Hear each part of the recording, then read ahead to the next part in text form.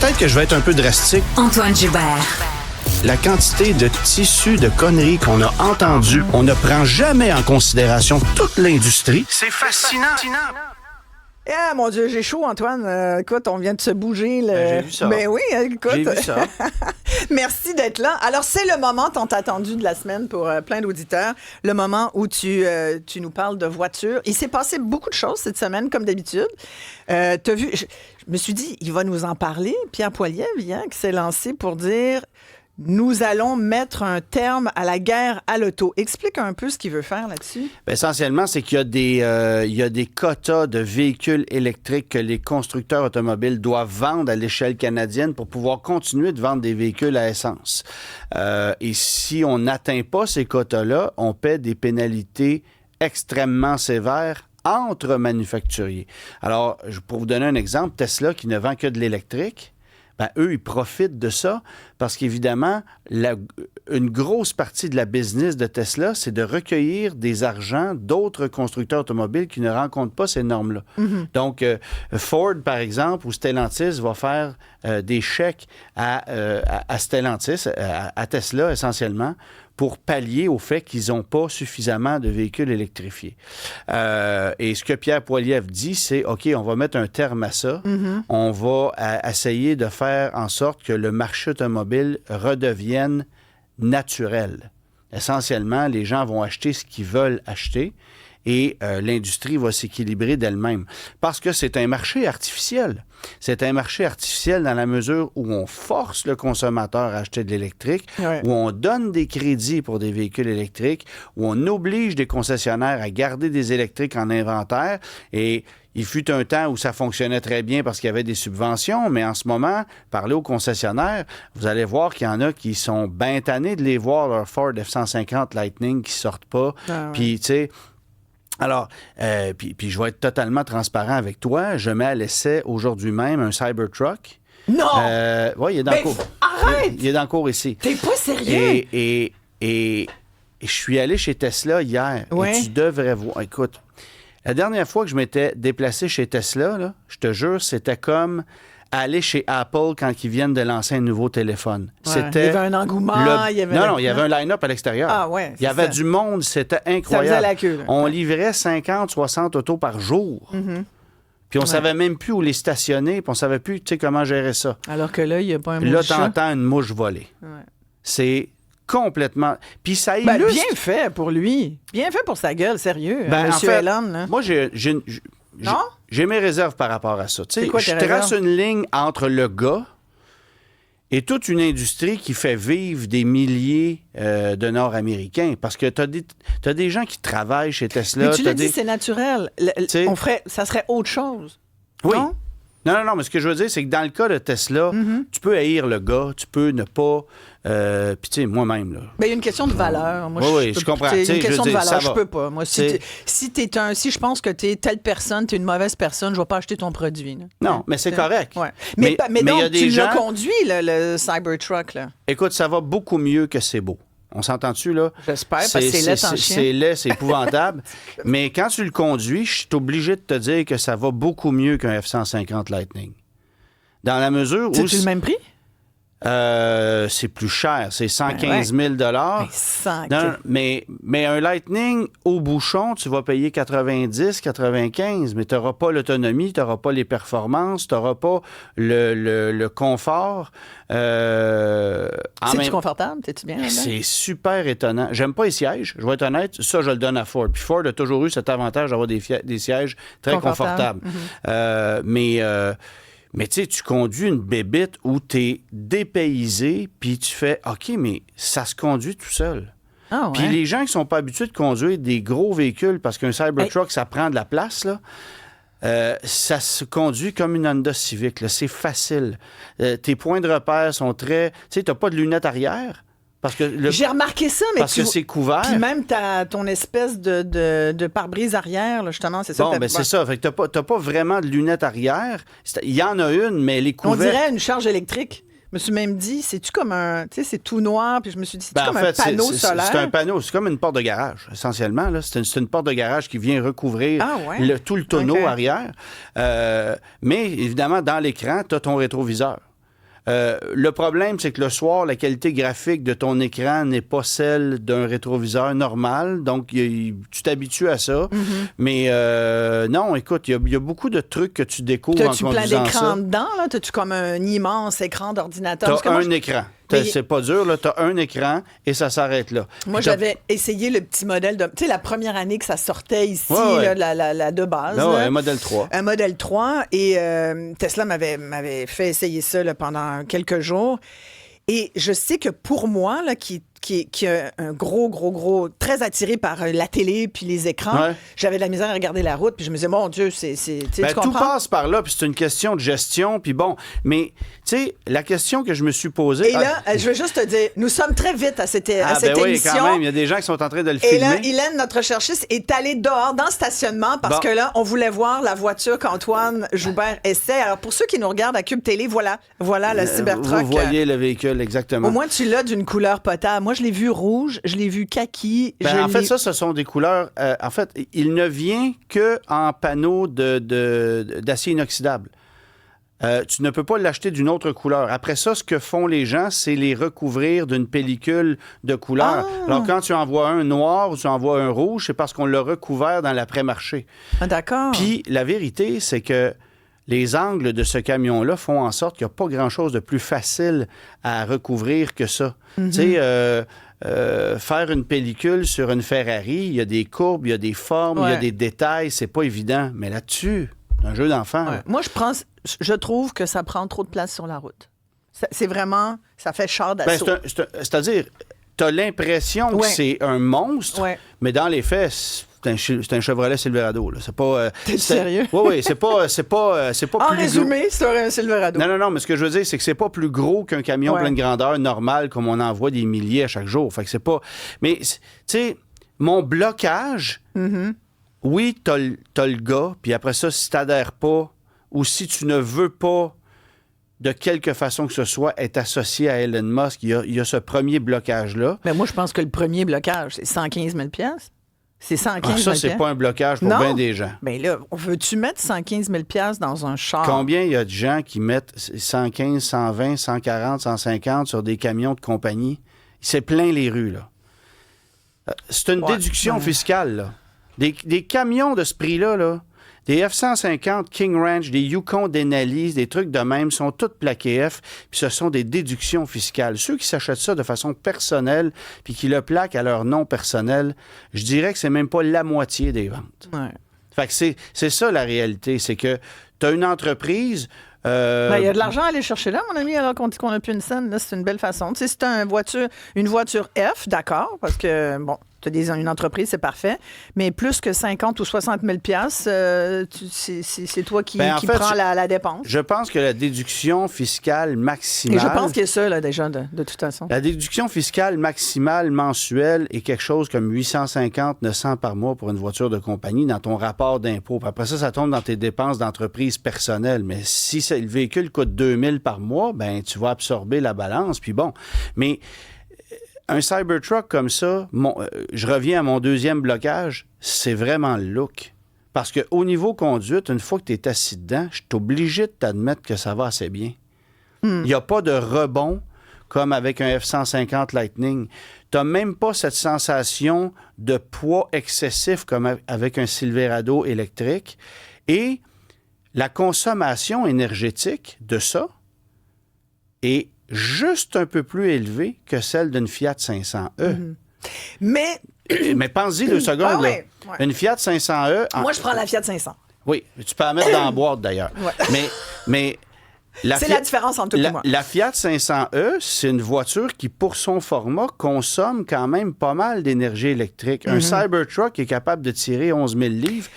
Ça, pour ce que c'est, ça consomme pas beaucoup. Mais ça demeure... Tu sais... La première chose que j'ai dit quand je le conduisais hier, puis je parlais avec un ami au téléphone. C'est que tu as dit mea culpa, mea... Non, j'ai dit je regrette qu'il n'y ait pas de vitre teintée.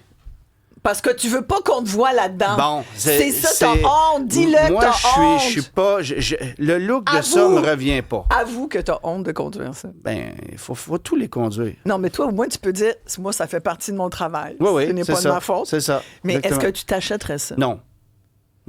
Je m'achèterais pas ça. Puis tu dis pas ça parce que je te pousse dans le raccoin devant tout le monde. Je m'achèterais jamais ça. Mais comment je dirais ça? J'applaudis l'efficacité énergétique et la technologie. Tu reconnais l'effort. Absolument. Ouais. Et non, mais c'est sûr, écoute. Mais côté design, c'est un doigt d'honneur à l'industrie. Là. C'est littéralement ça. C'est complètement autre chose. Les 3 grands constructeurs fabriquent des pick-up depuis 100 ans, 110 ans. et là, tu as Tesla qui arrive puis qui débarque avec une bébite complètement hors champ. Puis côté créativité, là, Mais en même temps, tu sais...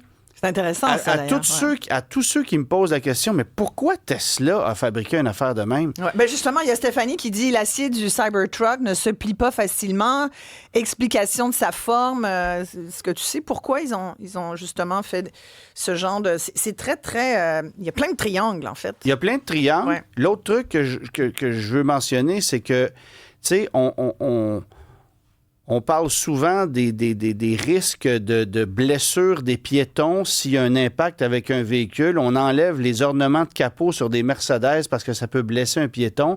Mais les panneaux de carrosserie latéraux qu'il y a là-dessus, ça peut te couper une main dans le temps de le dire parce que c'est une feuille d'acier inoxydable. Fait que ça a rencontré les normes. Pourquoi? Parce qu'en Amérique du Nord, les règles pour un camion puis pour une voiture sont pas les mêmes. Il prend où son acier, d'après toi, Elon Musk? Ah, ça, j'ai pas les détails. Je vais être honnête, là. Je sais pas. Mais il y a beaucoup de composants qui viennent des États-Unis. Sur les produits Tesla, la majorité des composants viennent des États-Unis. Alors, c'est... Parce qu'en étudiant le catalogue, on a regardé ça il y a quelques semaines. Là, par exemple, un Lexus qui est fabriqué aux États-Unis, 35 des pièces viennent du Japon. Ouais. Quand tu regardais Tesla, c'était 80, 85, 90 des composants venaient des États-Unis, incluant la batterie, d'ailleurs. Alors, tu sais, c'est quand même assez important de souligner ça. Mais le design du véhicule, c'est surtout une question d'efficacité. Tu as vu ça? Il y a quelques jours. En fait, c'est plaque d'acier instable. Oui, on en avait Tesla parlé. qui rappelle ses Cybertruck. Là. Ouais, mais 2000 camions Cybertruck. Isabelle, moi, je lève ma main, là. Ouais.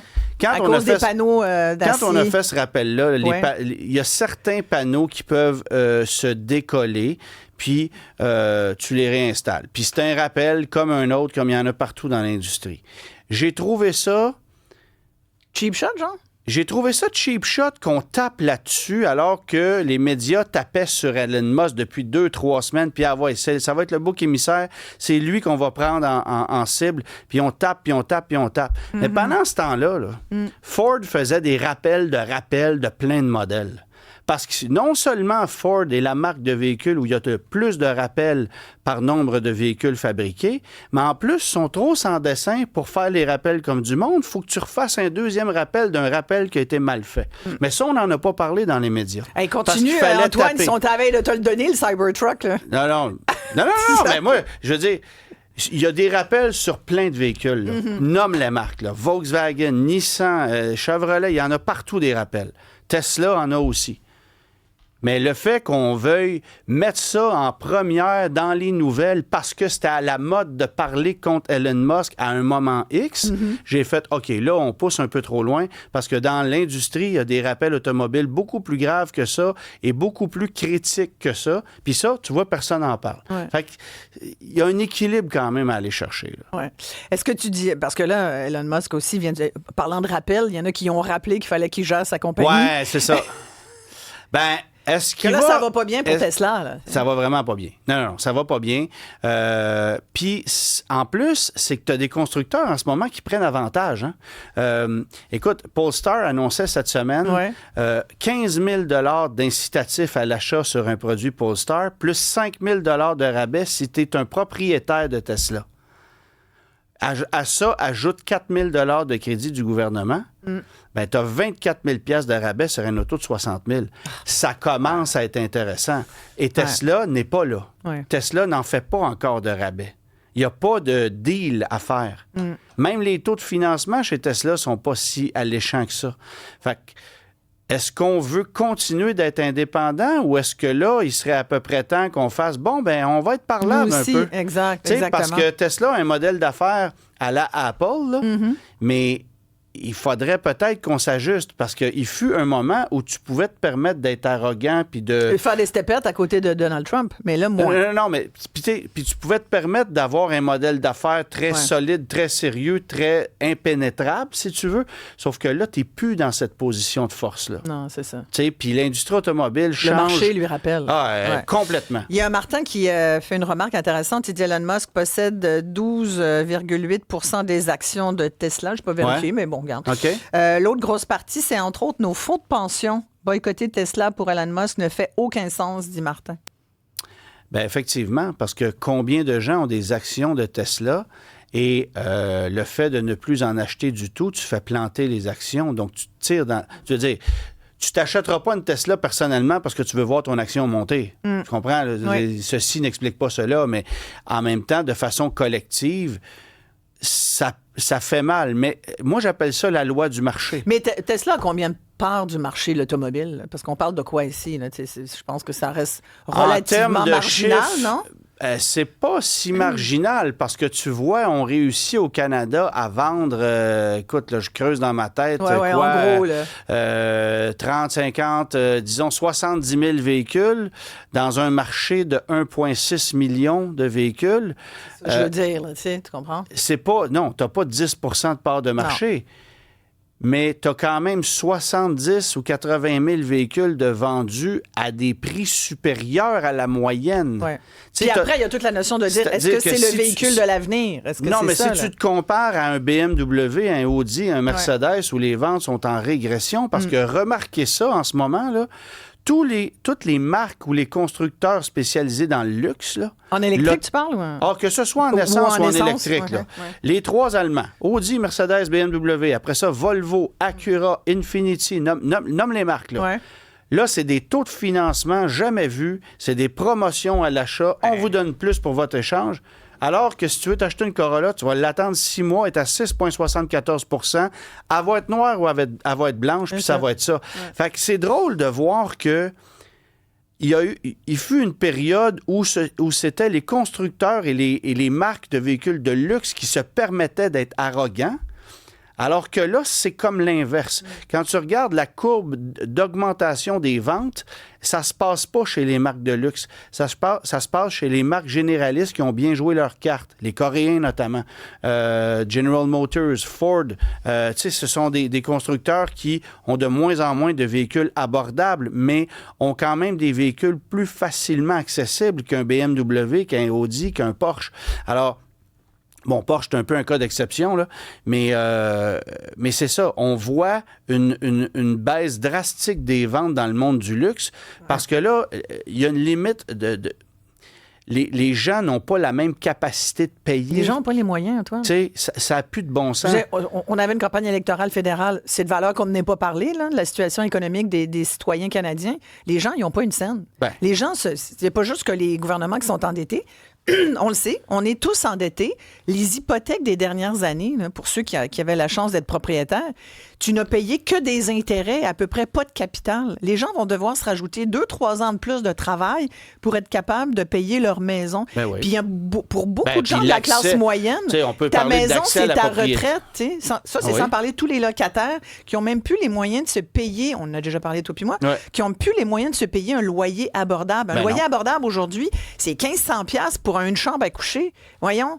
Puis t'es sur le bord de ne pas être à Montréal. Fait que... Non, puis tu sais, on jase. Moi, c'est ça la vraie vie. J'expliquais ça à ma fille il n'y a pas longtemps. Il y a 25 ans, donc en 2000, moi, je me suis pris un appartement à Laval en sortant de l'école. Là, grosso modo, ça coûtait 425$ par mois pour un 4,5. Puis j'avais un coloc. Fait que ton 4,5, ben il te coûte 225 par mois. Mais tu sais, est-ce que les salaires ont quadruplé en 25 ans? Je ne penserais pas. Non. Parce que le salaire minimum en 2000, c'était quoi? 7 piastres? 7 piastres et demi? Aujourd'hui, il est à 15. Ça a doublé, mais les loyers ont quadruplé. Ouais. Puis, et les coûts de construction aussi. Ben, ça n'a juste pas de bon sens. La bouffe. Isabelle, tu sais, je veux dire, on fait une chronique automobile, là, mais moi, je vais chez IGA, je capote. Je sais. Ça, Souvent, je fais comme, voyons. ça, Qu'est-ce que... ça me fâche, pour Ouais. vrai. Puis après ça, on nous dit, ah oui, achetez québécois, achetez canadien. Garde Oui, bien, là. oui, Garde non, bien, mais tu là, vas ton voir. céleri à 6 piastres. Oui, mais il y a d'autres choses. Tout à l'heure, d'ailleurs, tu me permets de le dire, Ouais. je vais recevoir une entreprise 100% locale du Nord, vous allez voir. Puis là, c'est intéressant, puis c'est abordable en termes de portions alimentaires. Écoute, merci. Merci, Antoine.